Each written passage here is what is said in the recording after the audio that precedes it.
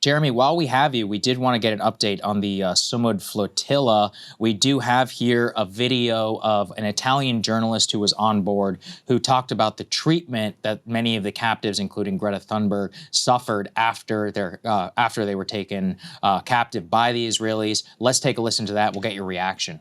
Greta Thunberg, a brave woman who is only 22 years old, she was humiliated and wrapped in an Israeli flag and exhibited like a trophy. I had the feeling of being in a really barbaric place, and I really hope that that this barbarism might be over soon. So that was an update there from the Italian journalist. I know, Jeremy, as well, that one of your own journalists actually remains or was missing. I believe you don't have any update or status on that. So can you just give us your reaction as, literally somebody with a direct connection here to the flotilla? Yeah, I mean, one of our editors, Alex Colston, was on one of the ships, and he was snatched along with the others by Israeli forces days ago. We got an initial update confirming that he had been taken to the port of Ashdod in Israel, and then he was, we were told he was moved to this prison where they're also holding figures from the Hamas resistance that have been taken by Israel. But the Israeli government has given us no updates whatsoever on Alex's status, and there are also no updates on the status of a lot of others. Yes, many of them have been released. They're coming out and they're describing bedbug-infested cells, forms of abuse and mistreatment. They were also subjected to a visit by Itamar Ben-Gvir, the Interior Security Minister of Israel, who ran around saying that they're all going to be treated like terrorists. The way that Israel treats Palestinians who it puts in its prisons is to beat them, degrade them, torture them, subject them to other forms of abuse. We've heard some very disturbing reports about how these flotilla activists were treated, but we remain deeply concerned about the fate of one of our editors, Alex Colston. And I just want to say at the end of the day that while all of us should be paying attention to how they're treating these international activists, the fact is that there are as many as 15,000 Palestinians, including women and children, that remain in these Israeli facilities.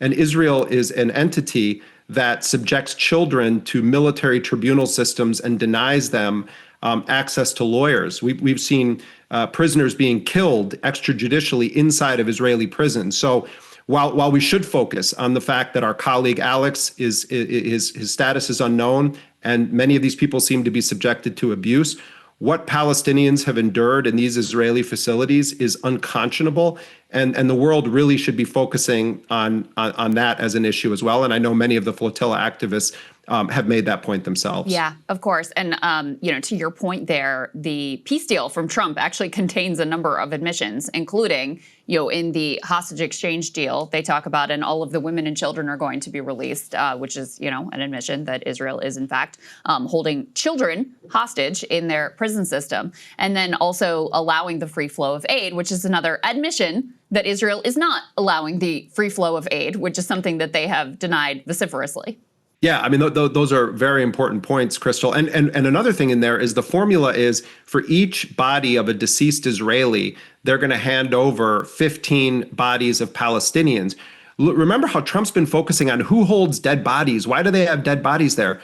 Israel, for decades, has had a practice of holding the corpses of dead Palestinians in freezers or in graves marked only by numbers. They have hundreds of bodies of Palestinians, some that have been there for decades without returning them to their families. This is a matter of national policy in Israel. So, what we see happening is that every allegation that is made by Israel against Palestinians, Israel is doing that on an industrial scale. And there are some rather interesting assertions in Trump's plan that if you just peel the layer back a little bit, you recognize that even Trump realizes that what Israel is doing very much can be categorized as genocide and in some cases extrajudicial torture. You're talking about children being in prison, and it references that in this. It's an admission, even though it's just a technical detail. The fact that they put it in there, it means they have to be accountable for having that knowledge. And Jeremy, we also had some reporting here, and people are calling it the Barry Weiss buzzer beater from CBS News about those initial attacks on the flotilla. Not that this will come as any sort of a surprise, but this is A10, guys. We can put this up on the screen. They did learn that Netanyahu himself directly approved those military operations against 2 of the flotilla vessels early last month. The 2 American intelligence officials briefed on the matter told CBS News Israeli forces on September 8th and 9th launched drones from a submarine, dropped incendiary devices onto those boats that were moored outside a Tunisian port. You know, I know with Israel, we just like these things happen and it's just like, yeah, it's just what they do. Sort of like, you know, all sorts of insanity that Trump does that just, you know, no other president could get away with.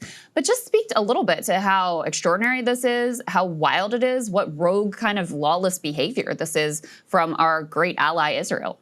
Yeah, and remember that Israel also has a history of killing people on these flotillas, and this isn't new. I mean, this goes back in 2010. You had the Mavi Marmara, where Israeli special forces raided, and they killed a number of international activists on a flotilla. And it's important to remember the context of this. Who are the people on the flotilla and what are they doing? It includes, you know, lawmakers from countries around the world, you know, former ministers in governments, journalists, medical workers, activists, and they're trying to break an illegal blockade to bring infant formula, to bring food, to bring other humanitarian goods. And Israel uses high-tech submarines to penetrate the waters of Tunisia, to launch a drone, to try to set the ships on fire, to try to prevent these people from going and breaking their illegal blockade so that their forced starvation campaign can continue on. This is the kind of entity that the world is dealing with. Most people's eyes are open right now, and they see clearly what Israel is, especially under Benjamin Netanyahu. And the question is whether Trump's interests are going to align with this massive shift in public perception of what Israel is. The real question is if Donald Trump's business and ego interests are going to align with what clearly is a world that wants Israel to stop committing genocide and stop acting as a pariah state on the world stage. Very possible. We do have a bit of information here. Maybe we can add this in post-production. The Israeli Foreign Ministry has just released this 171 additional provocateurs from the Hamas Samud flotilla, including Greta Thunberg, were deported today from Israel to Greece and Slovakia. Deportees are citizens, and they list the various countries. They say, quote, all the legal rights of the participants in this PR stunt were and will continue to be fully upheld. The lies they are spreading are part of their pre-planned fake news campaign. So that fits largely what we've seen, Jeremy. I did note that they call it the Hamas Samud flotilla, but that's kind of what they've been saying from the beginning. Yeah, and again, remember that this is accusation number 1 that Israel always makes against anyone that dares to be a doctor or a medical worker or an activist or a journalist. It's their Hamas. So, you know, Israel has used that so much that it just is void of any meaning. But the fact is that Israel violently took custody of activists who were trying to break their illegal siege and is trying to cover it up by just bombarding the space with its own lies. It's a pattern we've seen for the past 2 years, in fact, for many decades. All right. Well, we will continue to monitor the drop site reporter, Alex, and we hope for his safe return. So thank you very much for joining us, Jeremy. We appreciate your analysis. Thank you. Hey, if you like that video, hit the like button or leave a comment below. It really helps get the show to more people. And if you'd like to get the full show ad-free and in your inbox every morning, you can sign up at breakingpoints.com. That's right. Get the full show, help support the future of independent media at breakingpoints.com.